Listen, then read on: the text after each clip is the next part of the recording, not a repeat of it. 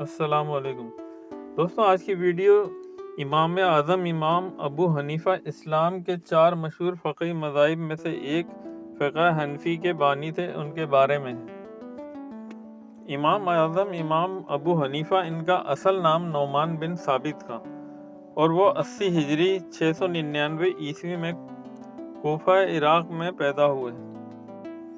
علم و تعلیم: امام ابو حنیفہ نے ابتدا میں تجارت کی، لیکن بعد میں مکمل طور پر دینی تعلیم کی طرف متوجہ ہو گئے۔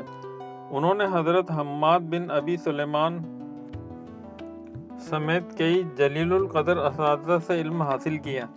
ان کے علمی ذوق اور اجتہادی بصیرت کی بدولت وہ اپنے وقت کے عظیم فقہا میں شمار ہونے لگے۔ فقہ حنفی کی بنیاد: امام ابو حنیفہ نے قرآن و سنت کی روشنی میں ایک مربوط فقہی نظام ترتیب دیا جو فقہ حنفی کہلاتا ہے۔ اس فقہ میں قیاس و عقلی، استدلال، استحسان اور عرف و عادت جیسے اصولوں کو بھی اہمیت دی جاتی ہے۔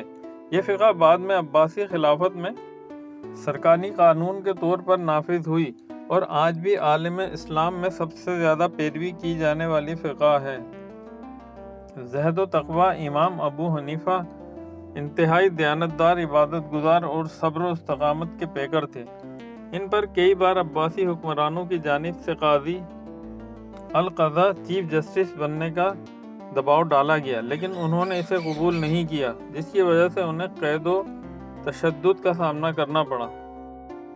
وفات: امام ابو حنیفہ کو 150 ہجری 767 عیسوی میں قید کے دوران زہر دے کر دیا گیا، جس سے ان کا انتقال ہو گیا۔